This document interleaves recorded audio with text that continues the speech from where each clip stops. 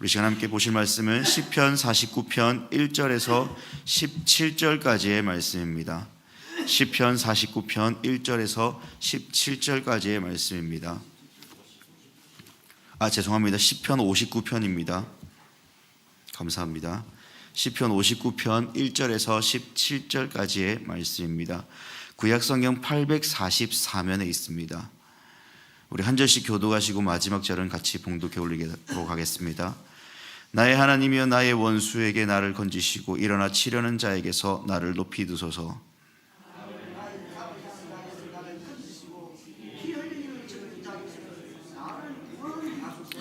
그들이 나의 생명을 해하려고 엎드려 기다리고 강한 자들이 모여 나를 치려하오니 여호와여 이는 나의 잘못으로 말미암음이 아니요 나의 죄로 말미암음도 아니로소이다.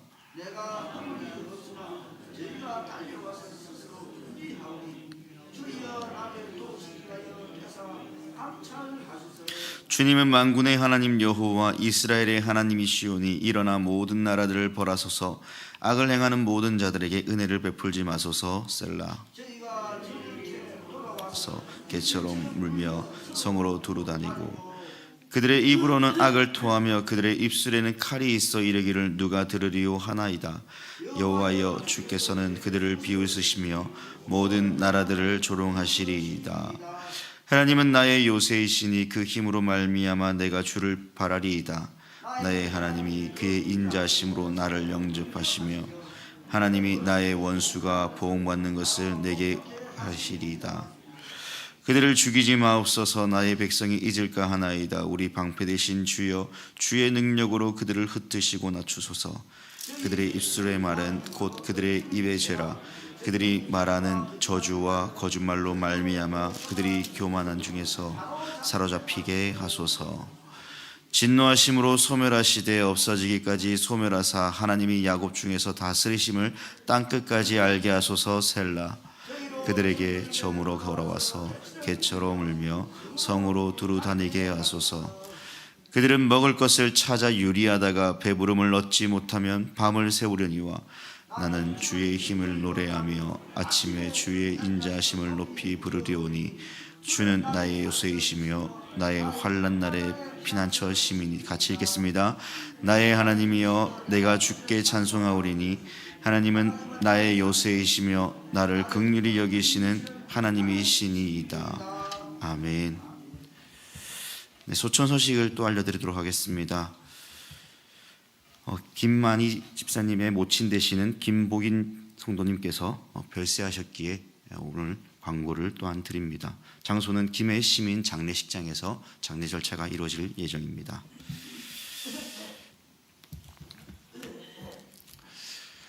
네, 오늘은 건지시고 구원하시는 하나님이라는 제목으로 말씀을 함께 나누도록 하겠습니다. 이 다윗의 믹담시를 보면요, 이 대부분 내용들이 다윗의 생명과 직결되어 있음을 보게 되죠. 그도 그럴 것이 사울도 블레셋도 다윗의 생명을 빼앗아 그를 죽이려고 하고 있기 때문입니다. 그만큼 다윗은 생명의 위협을 느끼며 하루하루 고통의 시간을 보내었죠. 오늘 그 마음을 시로 나타내어 하나님을 의지하는 자에게 어떠한 은혜가 임하는가를 우리에게 말씀해 주고 있습니다. 무엇입니까?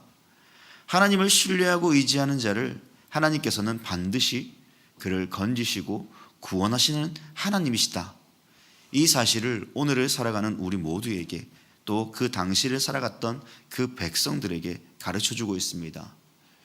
그러면 우리에게 필요한 것은 무엇이겠습니까? 바로 건지시고 구원하시는 이가 하나님이시기에 나는 절체절명의 순간에도 하나님을 신뢰하며 굳건한 믿음을 가지고 살아가야 된다라는 사실을 가르쳐 주는 것이죠.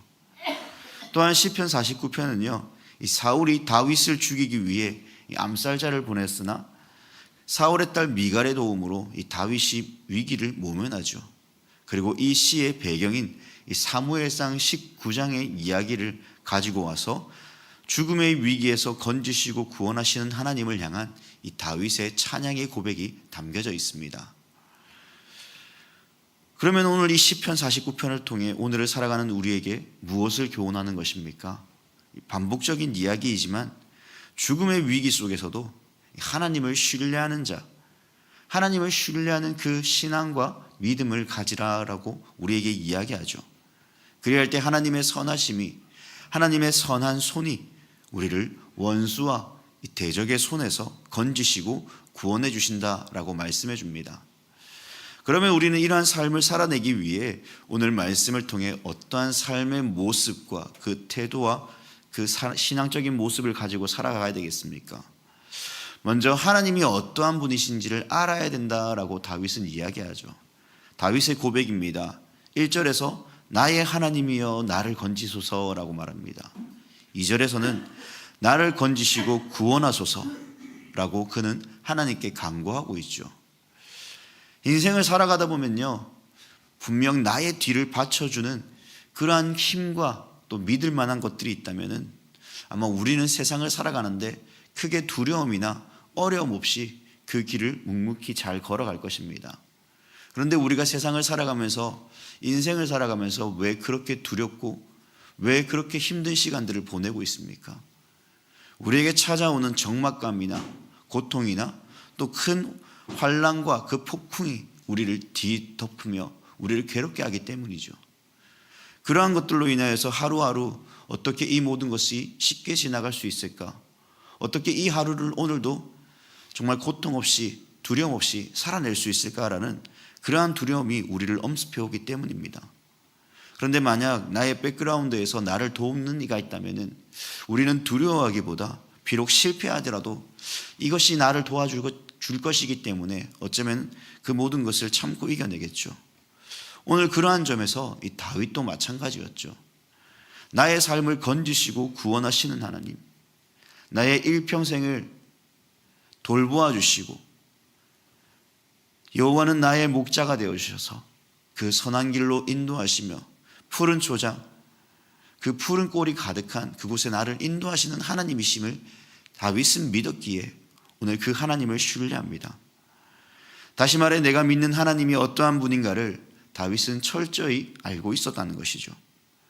그분이 나의 삶의 백그라운드에서 나를 인도하시고 도우시는 분이심을 그는 믿고 고백하였다는 것입니다.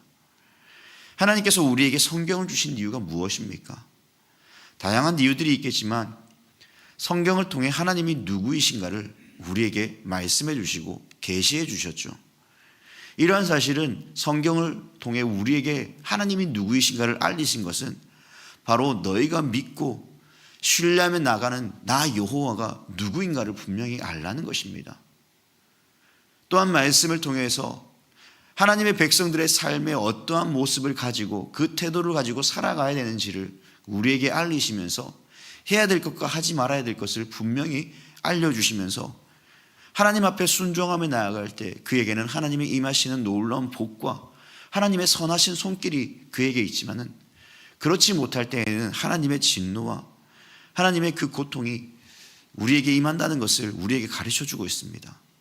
그러므로 하나님을 아는 그 지식이 나에게 충만할 때에 하나님이 어떠한 분인가를 내가 알 때에 우리는 하나님을 온전히 신뢰하며 그 걸음 하나하나마다 우리는 하나님을 믿고 걸어갈 수 있다는 것이죠.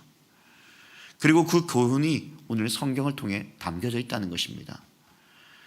내가 하나님에 대하여 아는 만큼 나는 하나님을 신뢰할 수 있습니다.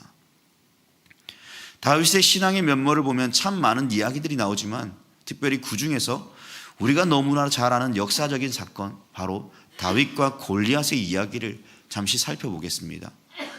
블레셋과 이스라엘의 전쟁의 구도 속에서 이 골리앗이 등장하죠. 그리고 이스라엘은 두려워 떨기 시작합니다. 그의 키와 그가 든 무기들은 모두 일반적인 사람들이 생각하기에 상상할 수 없는 그 위험이 가득했기 때문이죠. 그래서 그가 전쟁을 치른다면 백전백패가 이루어질 것이기 때문에 이스라엘은 두려워했습니다. 어느 누구도 나서서 싸우려고 하지 않죠. 심지어 만군의 여호와의 이름을 망령되이 일컫는 그 순간에도 아무도 그를 향해 나서지 못하며 두려워하고 있습니다. 그때에 다윗이 등장합니다. 하나님의 이름을 망령되이 일컫는 그를 향해 그가 나아가 골리앗을 향해 격분해 나아가며 그 전쟁터로 나아가죠. 그가 싸움을 잘해서, 그가 용모가 강해서 다윗이 골리앗 앞에 나갔습니까? 아닙니다. 그가 하나님을 향한 신뢰와 믿음이 있었기 때문입니다. 그 전쟁에서 승리하실 이가 바로 하나님이심을 믿었기 때문이죠. 그래서 다윗의 고백이 무엇이었습니까? 칼과 창과 단창으로 골리앗이 자기 앞에 서 있다 할지라도 다윗은 만군의 여호와의 이름, 곧 내가 모욕하는 이스라엘 군대의 하나님의 이름으로 나아간다라고 다윗은 고백하죠. 그렇게 싸움이 시작되기도 전 물매를 던져 이마에 맞고 결국 엎드려져 죽임을 당하게 되죠. 다윗이 이렇게 누가 봐도 불리하고도 말이 안 되는 이 싸움에서도 그가 하나님을 신뢰하였습니다. 그가 만군의 여호와의 이름을 믿고 신뢰하며 나아갔기에 그 전쟁에서 승리하였습니다. 다시 말해 하나님을 향한 신뢰와 믿음이 블레셋의 골리앗을 넘어뜨리고 승리한 겁니다. 그 전쟁은 여호와께 속하였음을 다윗은 분명히 고백하죠. 그러므로 그가 하나님을 신뢰하고 믿는 만큼 놀라운 기적이 일어난 것입니다. 그러면 우리에게도 이러한 질문을 던져봐야 되겠죠. 지금 나는 하나님을 얼마만큼 신뢰하고 있습니까? 나의 삶 가운데 고난과 아픔 그리고 죽음이라는 그 두려움 속에 하나님을 믿고 신뢰하며 그가 나의 참된 영원한 구원자이심을 우리는 믿으며 나아가고 있습니까? 그러한 삶으로 나아가지 못한다면 다시 한번 오늘 이 말씀을 통해 하나님의 말씀에 순종하며 나아갈 때 하나님께서 베풀어 주시는 그 은혜와 놀라운 은혜의 축복을 우리 모두가 누릴 수 있길 바랍니다. 두 번째로 다윗은 고백합니다. 방패와 요새가 되어주시는 하나님이심을 그는 고백하죠. 사실 다윗은요 전장에서 잔뼈가 굵은 사람입니다. 게다가 하나님께서 함께 하셨기에 사람들은 다윗의 신앙과 그 믿음 가운데 늘 하나님을 의지하는 다윗의 모습을 바라보았죠. 다윗이 사용하는 표현들을 보면 주로 나를 보호하시고 지켜주시는 방패와 요새라는 단어들을 통해 하나님이 모든 방패와 요새가 되어주시는 분이심을 그는 신뢰하며 믿고 고백하죠. 이러한 고백은 전장에서 필요 이상으로 나에게 큰 도움이 됩니다. 예를 들면요, 이 전장에서 과거에 총이나 어떠한 대포 같은 무기가 아니라 말 그대로 창과 칼과 그리고 화살들로 전쟁에 임하였습니다. 그렇다면 이 전장에서 활과 창과 칼은 나의 목숨을 언제든지 빼앗을 수 있는 무기이죠. 반대로 방패는 나를 보호하기 위해 때때로 무기로서의 그 역할들을 행하며 나아갑니다. 또한 요새는 어땠습니까? 전장에서 지친 몸을 쉴 수 있는 공간이며 이 대적들이 함부로 침투할 수 없는 그러한 공간이기 때문에 안심하며 쉴 수 있는 그러한 초소와도 같습니다. 이러한 의미에서 다윗이 방패와 요새이시다라고 고백한 것은 하나님께서 이 자신의 모든 삶의 영역에서 다윗을 보호하여 주시고 지켜주시는 분이심을 그가 고백하여 주는 표현들이죠. 게다가 요새에서 쉼으로 죽음의 현장에서 피해 죽음이 아닌 쉼, 곧 휴식을 통하여 긴장 속에서 살아온 시간들을 마치 보상받듯 평안을 누리게 하여 주시는 분이심을 그는 고백하였죠. 그러하기에 다윗은 지금 원수들이 자신을 애워싸도 결코 두렵지 않다는 것입니다. 6절과 7절 말씀입니다. 그들이 점으로 돌아와서 개처럼 울며 성으로 두루다니고 그들의 입으로는 악을 토하며 그들의 입술에는 칼이 있어 이르기를 누가 들으리요 하나이다. 여기서 말하는 개는요 일반 가정에서 키우는 그러한 강아지와 본질적으로 다릅니다. 바로 들개에 대한 표현들입니다. 들개들은 한 마리 한 마리 개체가 여러 마리가 묶여서 이 무리를 이루어서 말 그대로 싸움을 일으키고 음식을 준비하며 나아갑니다. 결코 들개들은 혼자 다니지 않지요. 왜냐하면 자신의 힘으로는, 개인의 힘으로는 뭔가 할 수 없다는 것을 잘 알기에 무리를 지어 행동하며 먹을 것을 찾아 헤매입니다. 그리고 적을 만난다 할지라도 한 마리가 아니기 때문에 여러 마리가 뭉쳐있기 때문에 두렵지 않다는 것이죠. 자신의 존재성을 드러냅니다. 먹을 것을 찾아 헤매이며 으르렁거리며 입술 사이에 드러나는 그 이빨은 마치 칼과 같이 날카로운 이빨들로 상대방을 위협하기에 충분하죠. 현재 다윗을 죽이려 하는 원수들의 상황은 누구보다 크나큰 위협 속에 있습니다.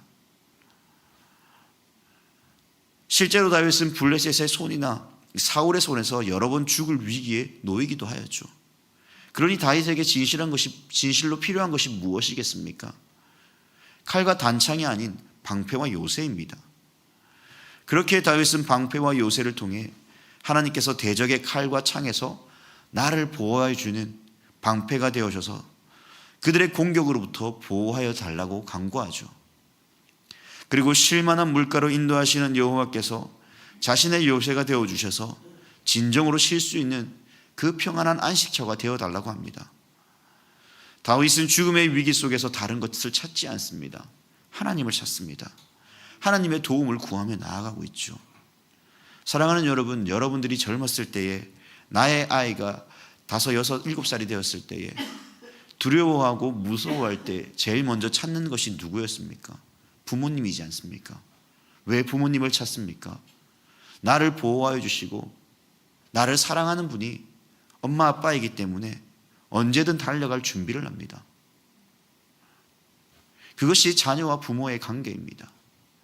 하나님은 영원한 우리의 아버지가 되시며 우리는 영원한 하나님의 자녀입니다. 다윗은 그것을 알았기에 이처럼 하나님 앞에 간구하며 하나님의 보호하심을 간구하며 나아가죠. 지금 나의 삶 가운데 이 죽음의 위기와 나를 공격하려고 넘어뜨리려고 하는 그 대적과 나의 환경이 지금 나의 앞에 가득합니까?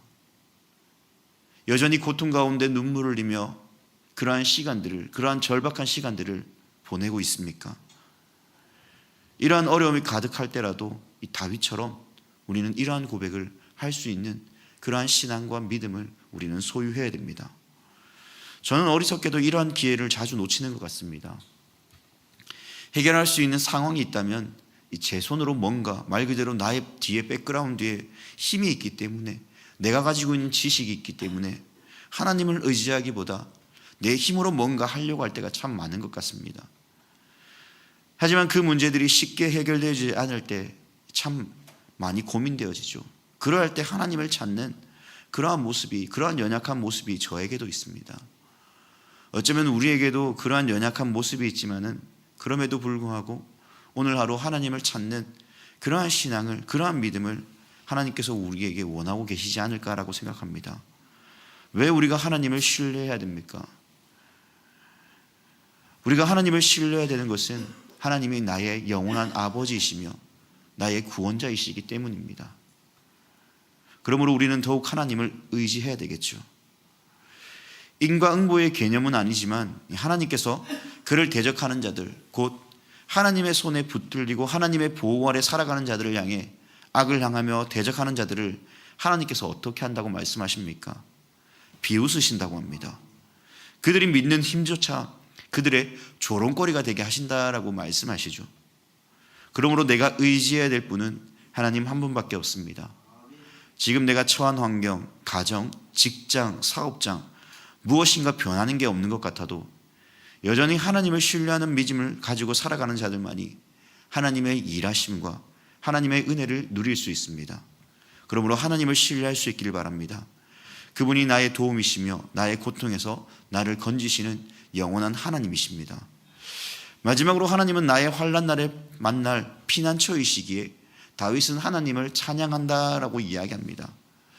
사실 우리가 하나님을 찬양해야 되는 이유는 분명히 알고 있죠. 우리가 아는 큰 맥락에서 말한다면 하나님이 나의 창조주이시기에 나의 구원자이시며 나의 영원한 노래가 되기 때문에 하나님을 찬양하는 것은 당연합니다. 하지만 사람들에게는 그러한 찬양할 날들이 있고 그렇지 못할 날들이 찾아오죠. 바로 다윗과 같은 그러한 어려운 환경 속에서, 그 고통 속에서 과연 내가 하나님을 찬양할 수 있느냐라는 것이죠. 그래서 오늘 본문 15절 이하의 말씀을 보면은 들짐승과 같은 것들이, 그 개들이 나를 유리하다가 배부름을 얻지 못하면 또한 밤에 찾아와 나를 괴롭게 하지만은 나는 그럼에도 불구하고 주의 힘을 노래하며 아침에 주의 인자심을 높이 부르오니 주는 나의 요새이시며 나의 환난 날에 만날 피난처이시다라고 다윗은 고백하죠. 그래서 나의 힘이신 하나님이시여 내가 주께 찬송하오니 하나님은 나의 요새이시며 나를 긍휼히 여기시는 하나님이심을 다윗은 고백합니다. 제가 이전에 참 좋아했던 보고송 가수 중에 레나 마리아라는 사람이 있습니다. 이분은 스웨덴 출신이면서 이 중증 장애를 가지고 있는 분입니다.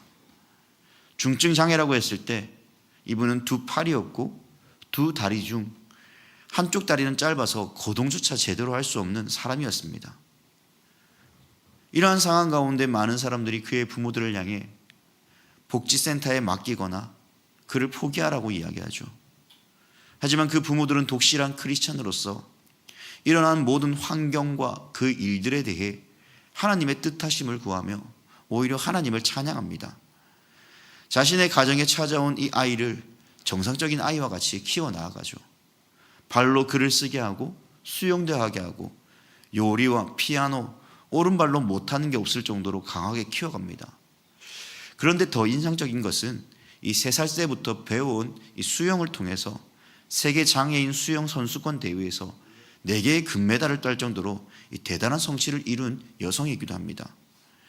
이후 그녀가 음악을 전공하면서 가스펠 싱어로 활동하는데 그의 찬양을 통해서 많은 사람들이 듣고 극찬하며 이렇게 이야기합니다. 천상의 노래이다. 천사와 같은 음성을 말하고 있다. 레나는 교만하지 않고 하나님께서 이 모든 것을 하셨다면서 하나님을 찬양하죠.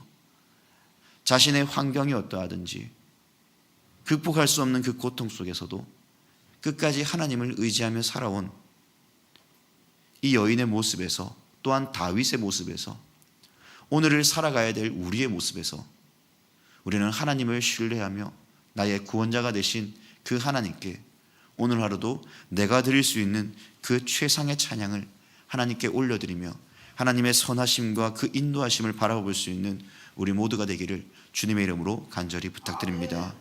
기도하겠습니다.